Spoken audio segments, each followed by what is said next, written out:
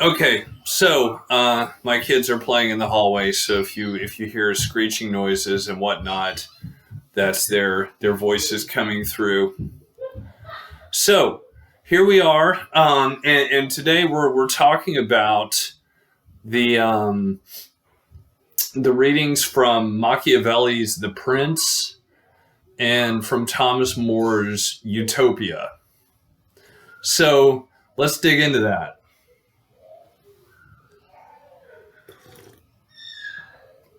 Woo.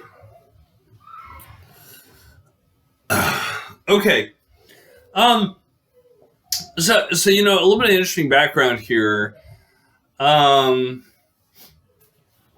Machiavelli and Niccolo Machiavelli and Dante both came from the city of Florence in Italy, and the Medici family also came from Florence. The Medicis were sort of they were the family that kind of like lit the fuse of the Italian Renaissance. That they just knew how to manage the money and stuff. Got super wealthy, got very powerful. Four popes came from the Medici family eventually, and so they just had a power hold in Italy, and um, they also had a love for the arts. And so the Uffizi Museum, if anybody's ever been there or heard of that in Italy, like that was something that was established by one of the Medicis, one of their family. And from about 1397 to 1494, the Medicis ruled Florence. And they were also, there was a lot of corruption in the Medici family. I mean, with power, you've got the saying, absolute power corrupts absolutely, and so the Medicis, were certainly very corrupt at points, depending on which of the Medicis was heading up the family, right? But again, they pretty much ruled the roost from about 1397 to 1494, and eventually, Florence, it kind of started to collapse and break into civil war and stuff. And Dante, because he was on the wrong side of politics there, ended up getting exiled. And that's why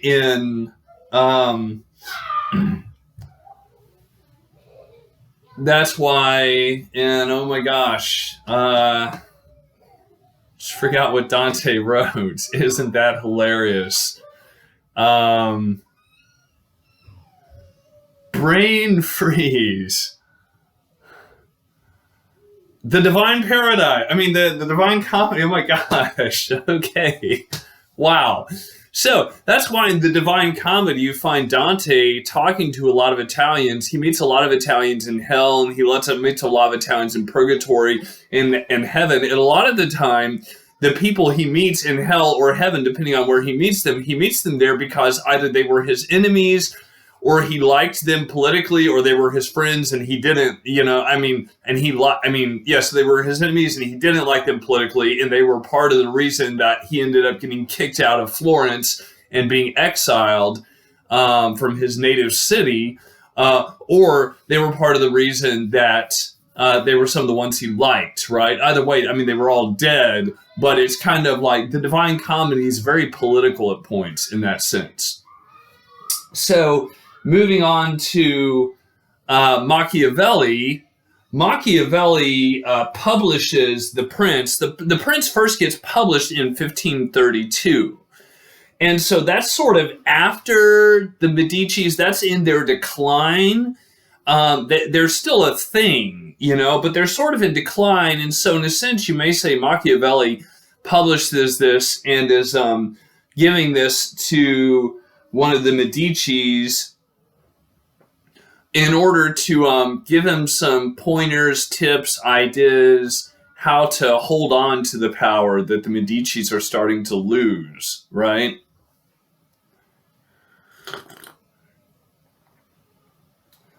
Okay, so a little introduction to all that. The Medicis are into everybody's business. They're patrons of the arts. So Michelangelo, Da Vinci, they all know the Medicis, right? The Medicis give them money in a lot of cases, like bankroll their artistic endeavors. Um, and so let's talk about the prince. So this is Machiavelli's book that he writes. It's kind of a how-to of how to get political power and how to keep political power. And it's famous because it's so Machiavellian, so to speak. We get this word from this book, The Prince. If you are Machiavellian, it means you're willing to be tricky and conniving and even evil to get hold of and to keep power, because you realize it's just business for you. It's a practical thing. It's like you have to be tricky and conniving and occasionally evil to hold on to power. And so a person like that who thinks like that and goes about business like that is referred to as Machiavellian. Good adjective there. So I'm just going to work through my notes on the Prince for a lecture.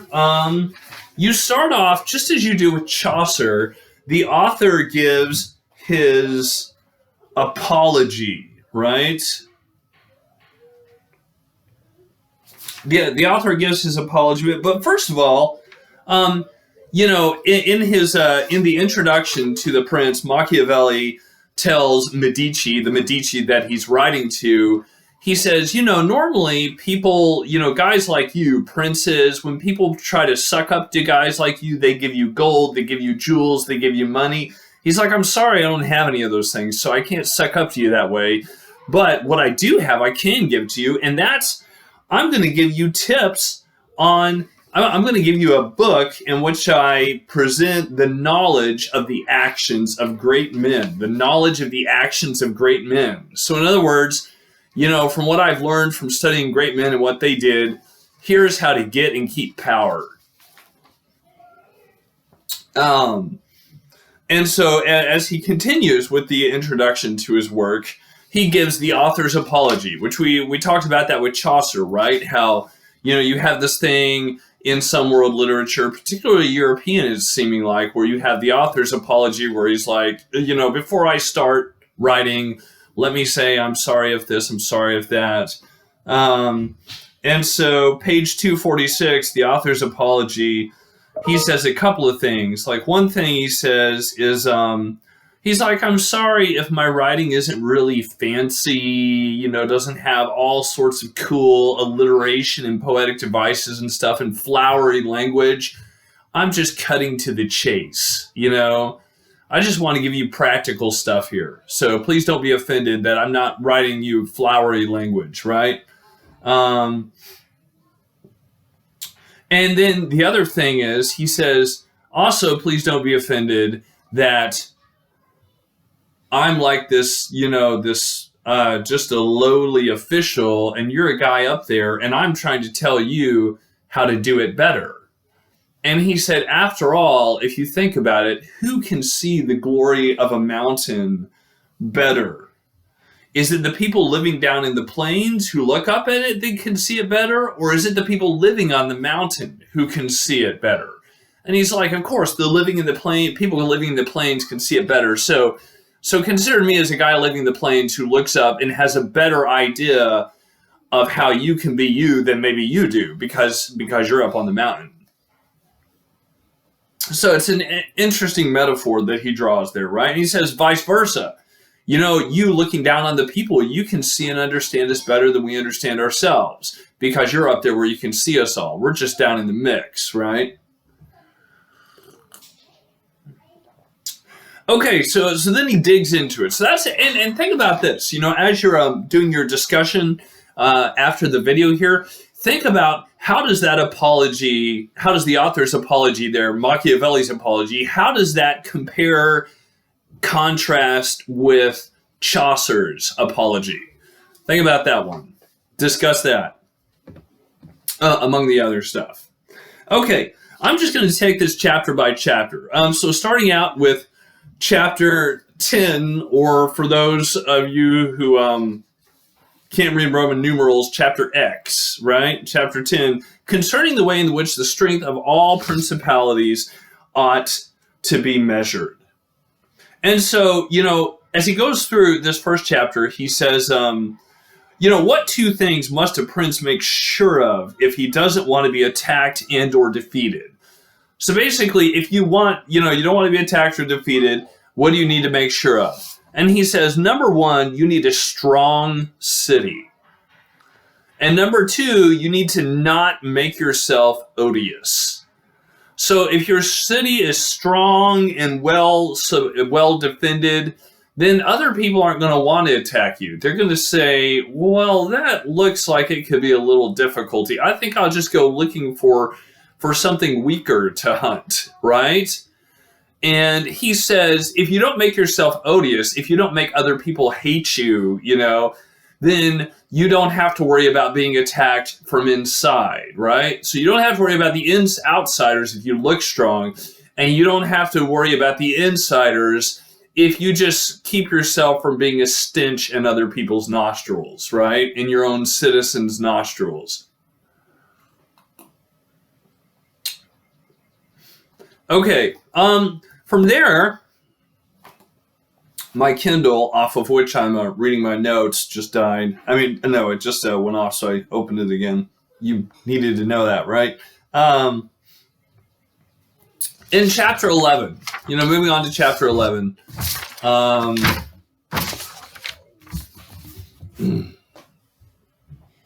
he says, he talks a little about the church, the Catholic Church, and their control, their sort of empire, the Holy Roman Empire, right? Which is kind of starting, it's headed towards a decline because we're no longer in the Middle Ages. We're in the Renaissance here. And the Reformation has happened, the Protestant Reformation and stuff, where like Martin Luther and other guys kind of rose up and threw the Catholic Church off their shoulders.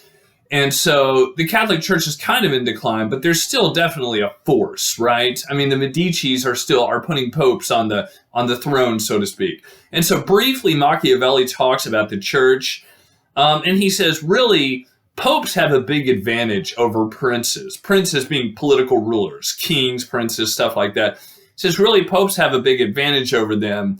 The reason being that they're elected, for one thing. They're elected by cardinals, and their empire is sort of protected by God. People may mess with kings in their empires. People may lay siege to their castles.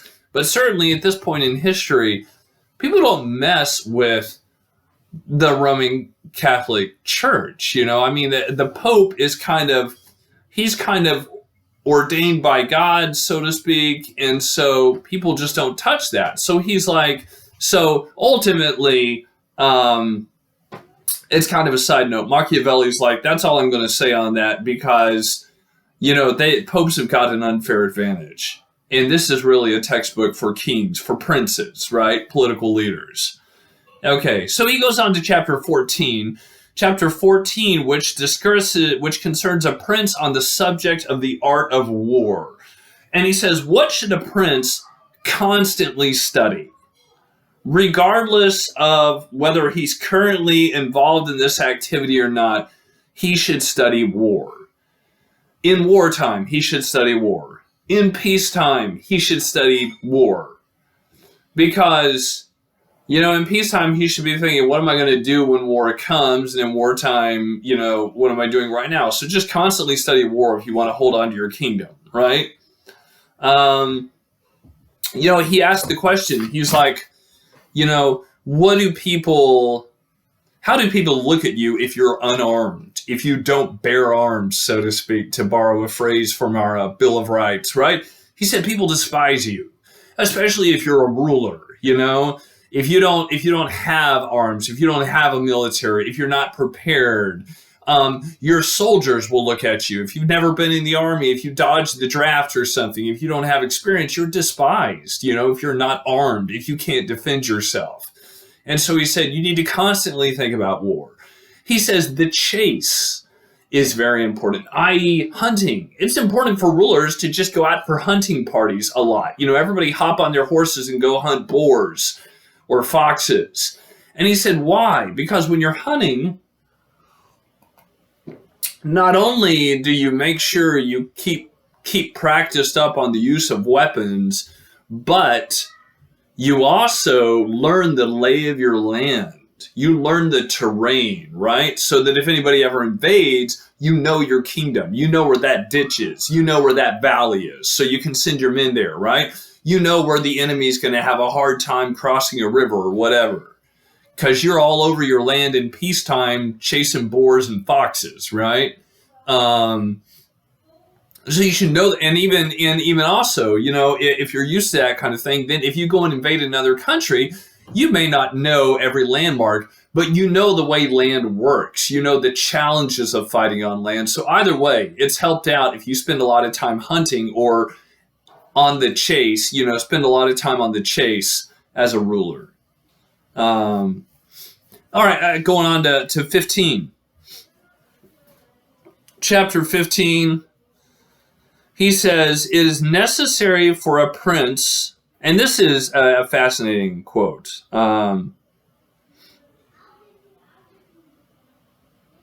It is necessary for a prince to know how to do wrong and to make use of it according to necessity. Princes need to know how to be assholes, so to speak. And yet they don't want people to know they're being assholes as they're doing it, but they need to know how to do wrong and how to do it when it's necessary. So it's like, don't do wrong just for the heck of it, but you need to be comfortable, doing evil backhanded stuff, because it's often necessary to do that when you're in politics, when you're a prince or a ruler. He says, it's good to be virtuous, but what looks like virtue often may bring ruin if you follow it. And what looks like vice often may bring you security and prosperity if you follow it, right? So he's like, this may be the right thing to do, but it may also ruin you. It may also cost you your empire or your respect from your soldiers if you do it.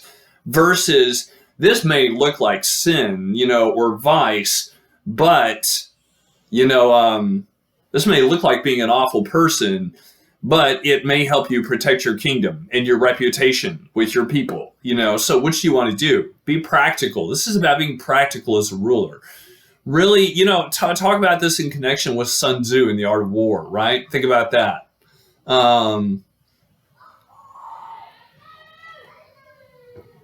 Maybe less so with Confucius, right? Although you can also do some contrasting if you want as you're discussing this between Confucius and Machiavelli, right? Chapter 16, XVI. Chapter 16, XVI, which is titled Concerning Liberality and Meanness. Liberality means being liberal is giving what you have to everybody else, right? Blessing other people with your stuff. He says it's dangerous to be liberal with what you have, because when you run out, people will despise or hate you. When you've got stuff and you're giving it out, you're giving everybody money, and in food and other stuff. Be like, he's such a great guy, or she's such a great girl.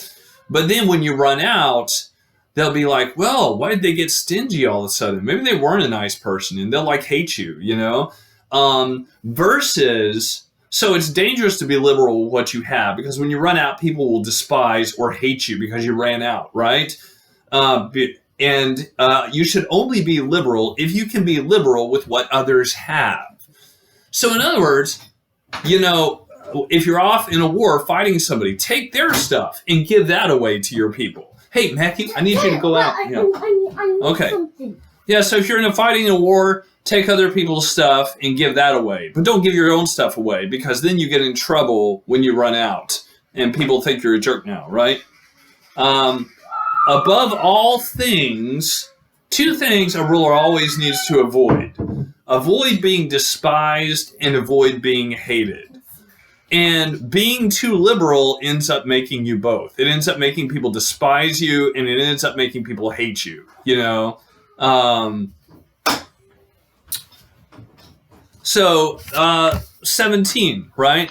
You know, he's like, and to make a parallel, it's kind of like, you know, if you're in another country and you're bartering with somebody at a store, and you're like, how much does this cost? And they say, oh, that'll be $100, right? And you're and it's actually only worth 10, and you don't even bother to haggle. You just give them $100. As you're walking away, they're like, boy, that guy's an idiot, you know? They despise you because you didn't even haggle. They got such a good deal, they look down on you for it, you know? And so Machiavelli is this type of thinker, you know? If you're too liberal, number one, people despise you as you're giving, and number two, they'll hate you when you run out and don't have any more to give, right? They'll be like, I thought you were a nice guy, right? 17. Chapter 17, which is concerning cruelty and clemency and whether it is better to be loved than feared. He says, don't worry about being labeled cruel. You know, if my name is, you know, I get the name because I'm a tough teacher and everybody calls me Johnson the Cruel, right? What a tacky epithet. I shouldn't be concerned about that, you know? He says, don't worry about being labeled cruel. A few murders to control the masses will prevent you from having to be more unmerciful in the future. So it's better if you do a few grisly executions to keep everybody under control than you have like a massive uprising and you have to go kill hundreds of people with the army, right? It's common sense stuff, right? He says it is better to be loved. I mean, it's better to be feared than loved. I mean, it's nice to be both. It's nice when people love and fear you, but if you got to pick, it's better to be feared. There's even a great moment in Tim Burton's second Alice in Wonderland movie where the Red Queen asked her advisor, she's like, is it better to be loved or feared? And basically, I mean, that's Machiavelli. That's his question, right? And the answer is, it's better to be feared. He says, it's okay not to be loved. It's okay not to be loved. Just avoid being hated. You know? If you have to choose between being loved or feared, choose to be feared. It's fine to be feared. But you don't want to be hated. And he says, how do you do this? How do you avoid being hated? Basically, keep your hands off of people's wives and keep your hands off of their stuff, off of their land. He's like, if you keep your hands off their girls and their stuff, they won't hate you. You know, they may be frustrated with you, but their land. Keep your hands off their wives and their land, and they'll be okay, right? And he says, particularly their land, keep your hands off of, you know, because that's even more important than their wives. It's like, oh my gosh, you know, it's so Machiavellian. Okay, practical in the extreme, right? Chapter 8.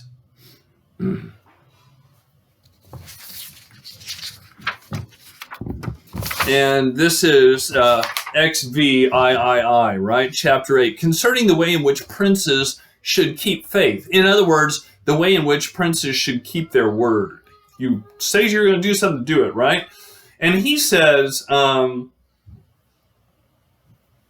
here he says, princes who have done great things have held keeping their faith of little account. In other words, if you're going to accomplish great things, you have to not worry too much about whether you break your word or not. Because everybody breaks their word to get ahead. And so he's like, make your promises, and then when the opportune time comes, break them. You know, because you don't get ahead in life if you stick too closely to your word. It's kind of like Hitler in World War II, except it failed catastrophically for him. But it reminds me, like, Hitler had a peace treaty with Russia, you know, and then suddenly he just turns around and attacks him full out. It was just stupid for multiple reasons. It was kind of like basically he was losing the war in other areas, and so he turns around and attacks Russia. And it's like, this is not the time to attack the one country that's not attacking you.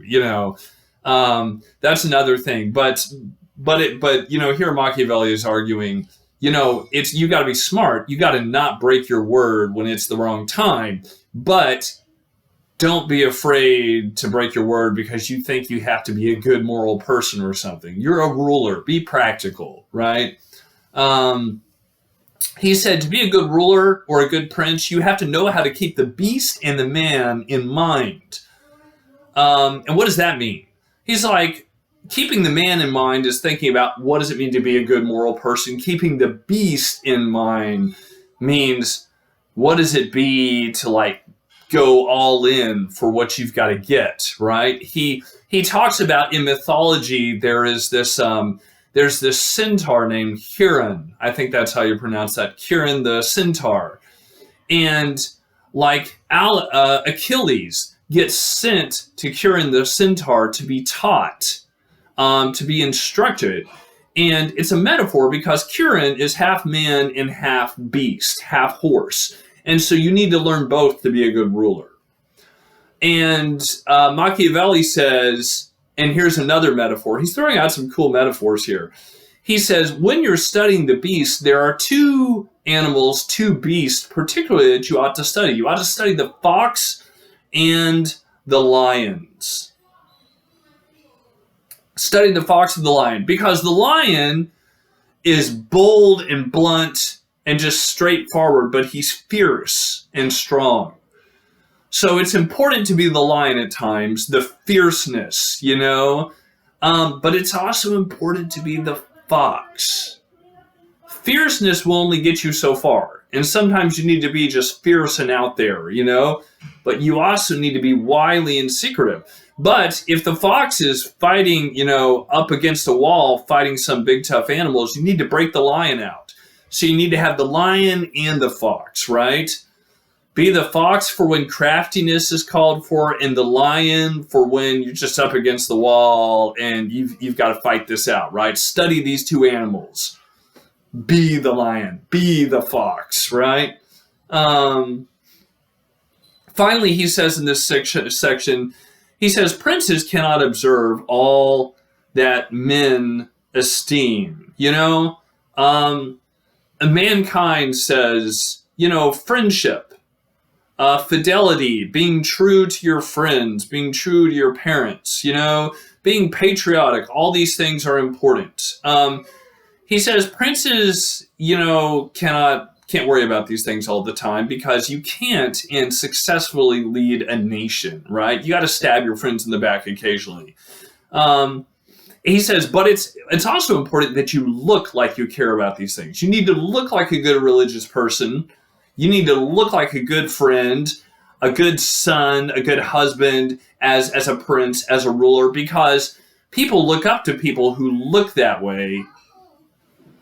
So it's important to look that way, even if you're not all the time. Be good when you can afford to be good, and be evil when it's necessary for practical purposes, right? Although Machiavelli doesn't really like to use the term evil because he doesn't see that way. He's a practical person, and he says, besides, most men just see the surface. Only the people who are really close and intimate with you will see who you really are.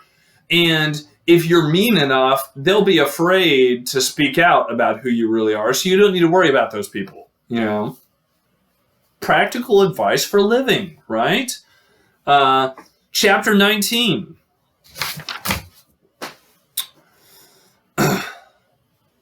Chapter 19, he is that one should avoid being despised and hated. We're back to this. How to avoid being despised and hated.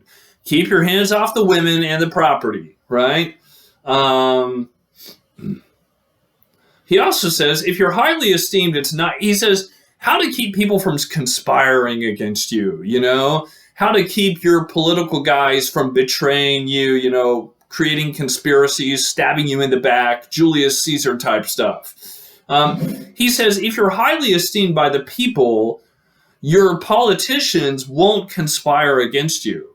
Because if they conspire against you and they kill you, then they want the people on their side. And if the people love you, the people are not going to be on their side. So it's going to backfire.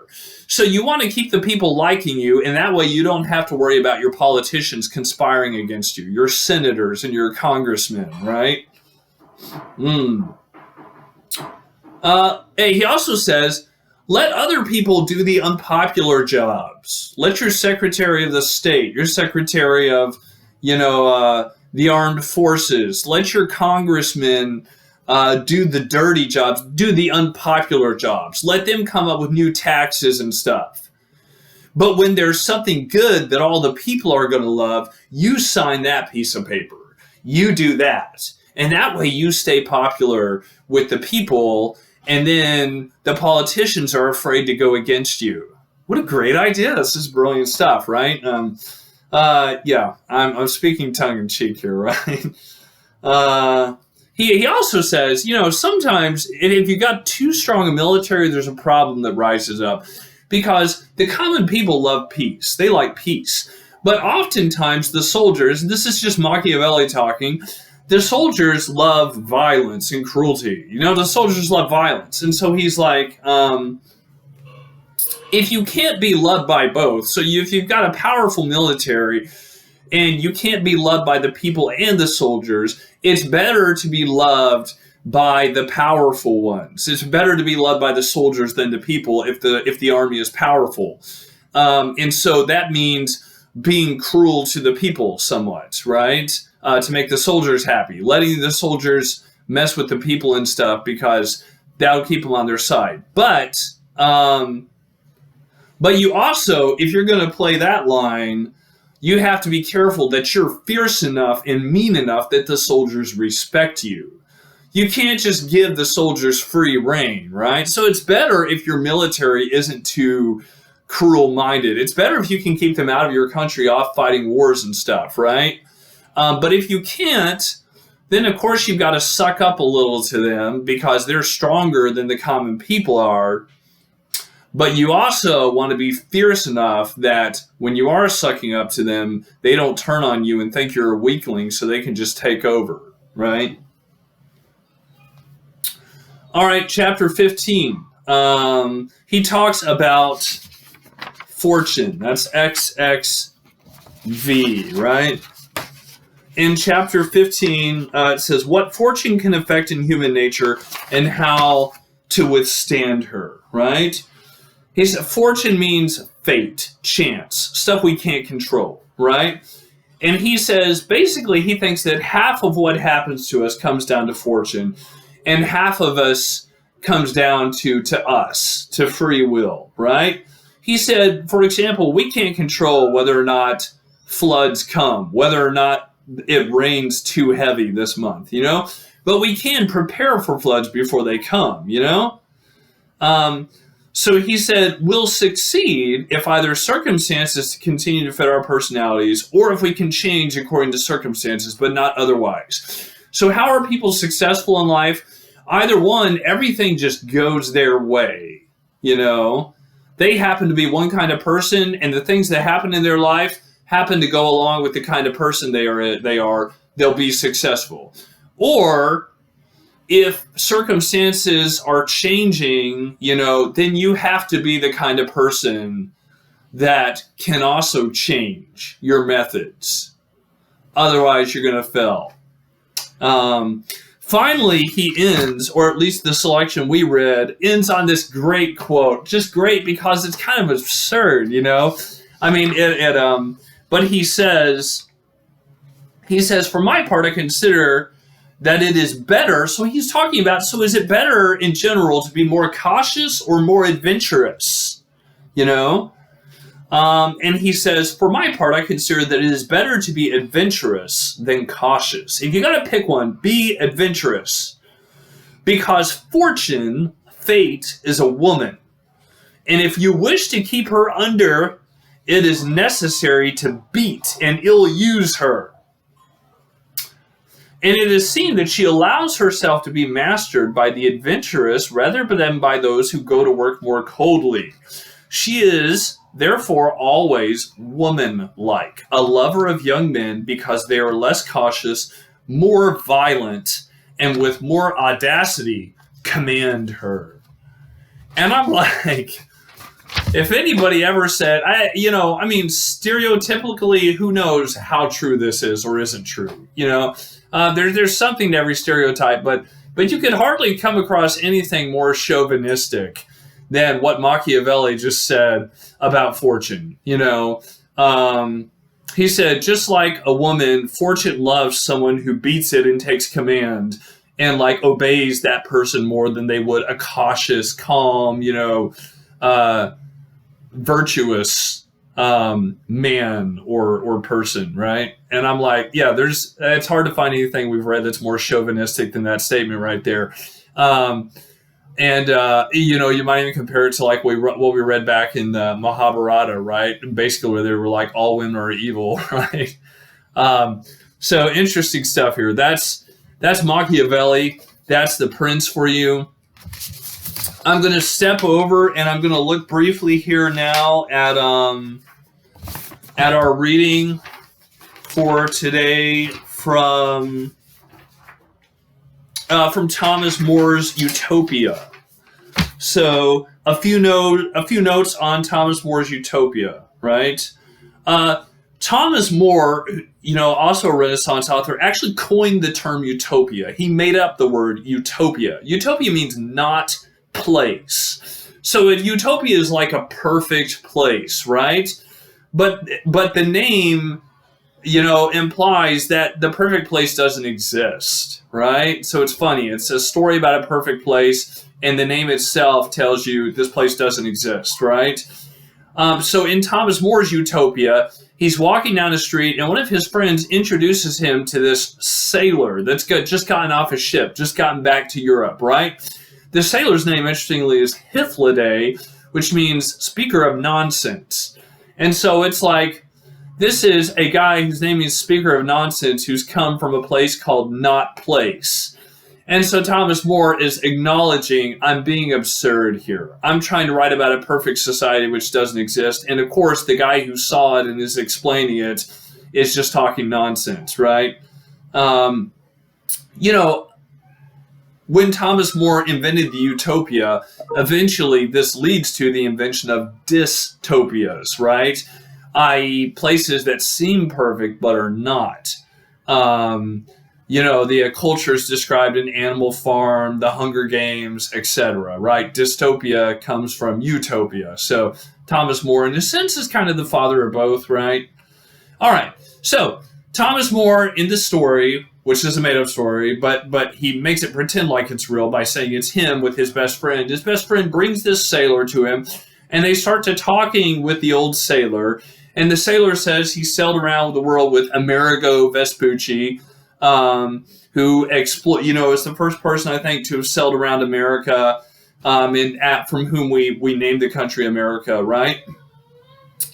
And they get in the conversation with him, and Moore points out that they're not interested in talking about monsters and cannibals and all sorts of scary things that you're supposed to see in foreign, undiscovered lands, because what they know about this man is that he claims to have, discovered over in the Americas this perfect society with a perfect government.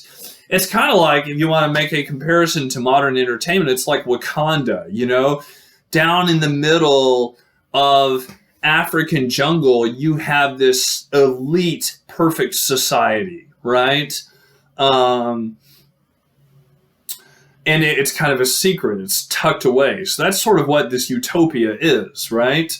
And they encourage this guy, after talking with him for just a little bit, they're like, you're a genius. You should go to work for a politician. You could really make a name for yourself in politics. And basically he says, why would I want to do that? I'm a free man. I don't want to be a slave.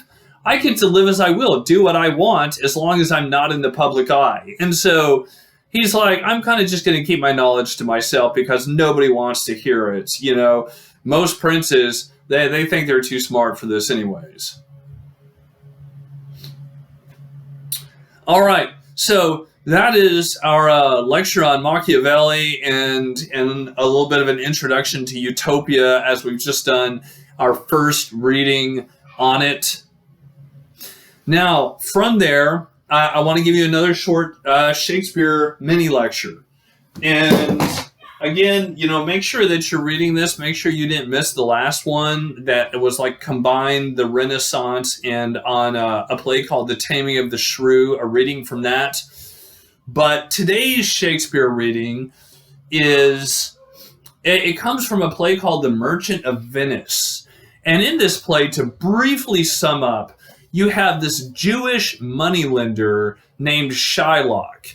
And back during the Renaissance and even previously, because Jewish people were looked down on for various reasons, one being, well, it was kind of a convenient excuse. They said, oh, you're the ones who killed Jesus, therefore we can treat you like crap, But that was really more just, it was a lot more complicated than just a religious thing, why Jews were so looked down on in Europe. But as a result of this, Jewish people were not allowed to hold regular jobs. The only job they were allowed to hold was money lending.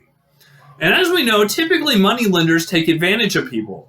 So Jews developed this reputation of being stingy people who took advantage of others because the only job they were legally allowed to do was lend money,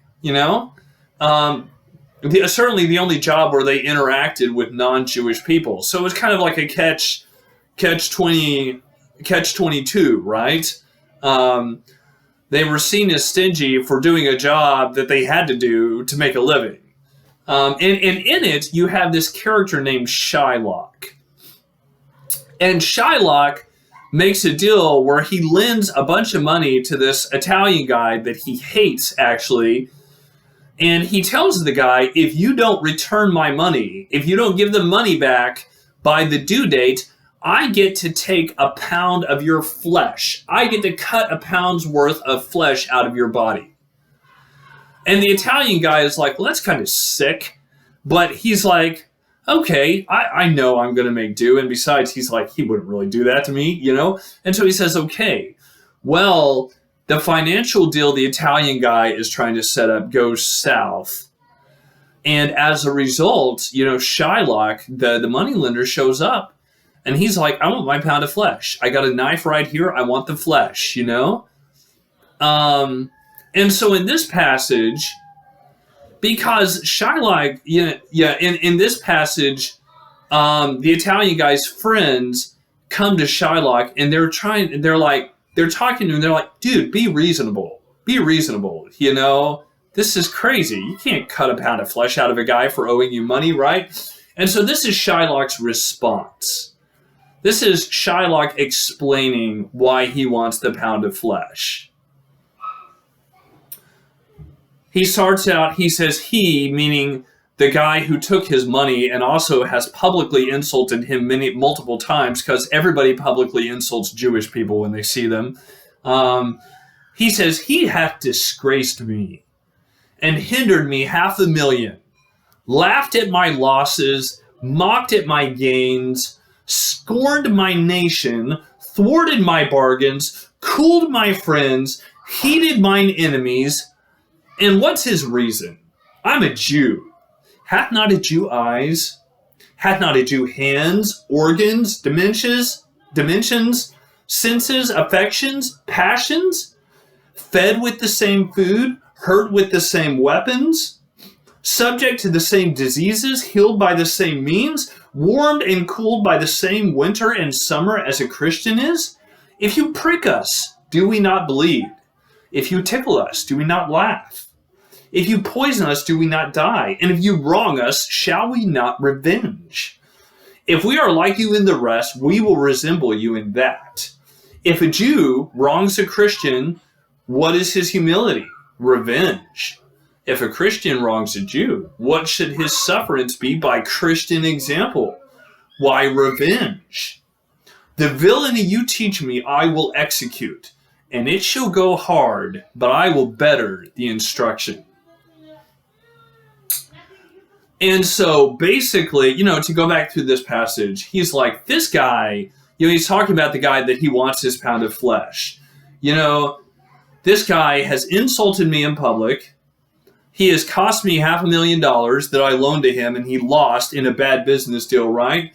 He's mocked at me whenever I'm doing well in business, and he's insulted my nation, my people group. And he's even, like, I've tried to accomplish some things that he stepped in and made me fail at business at some points. He's made my friends not like me anymore. He's made my enemies dislike me. And why? Why did he do all this to me? Because I'm a Jew, right? And he's like, I've got eyes, I've got hands, I eat the same food as he does. I can be hurt in the same way. I've got the same colored blood, winter makes me cold and summer makes me hot, just like it makes him hot and cold. If you tickle me, I laugh, just like he does. There's no difference between us, And he says, if you do wrong to me, he's like, if I did wrong to a Christian, and by a Christian, he means a non-Jewish European. It's kind of like if you were born in Europe during this time, you were a Christian, unless you were Jewish, or something else. It's just culturally, that's what you are. And so he's like, if I was to go do wrong to a Christian or something, wouldn't he get revenge? Couldn't he go to law and sue me? So by example, by following his example, I'm doing the same thing. He's done me wrong, and now I want revenge, And so he said, you guys have taught me how to be a bad person, and I'm going to teach you even better, You've taught me how to take revenge, and now I'm going to show you that the disciple is even better than the master, right? And so, again, on a closing note on this passage, it's interesting because it's kind of another example. Like, in Shakespeare's day, if this play had been acted, it would be kind of one of these things where the Jewish guy really comes across as kind of the bad guy in the play. And this is one of those passages where, for example, the villain gets a backstory. The author or the television show producer makes you feel bad for the villain a little bit by showing you the villain's got feelings too, But, these days, when The Merchant of Venice is acted out or a movie production is made of The Merchant of Venice, Shylock gets portrayed a different way. He gets seen as, truly a persecuted minority. And so again, just like with the Taming of the Shrew, where depending on how you act the part, depending on the tone of your voice, different cultures can act out the same play with the same dialogue, and you have a totally different message coming across. It's the same way with The Merchant of Venice, which again is what makes Shylock's character relevant in any time period. He was relevant when Shakespeare wrote him, and he's relevant today. And I'm going to send you guys a little YouTube link where an actor in a recent movie version does this speech a whole lot better than I ever could, All right. Will you guys, have fun discussing this here under the video, right, in the little posting area there, and I will catch you later.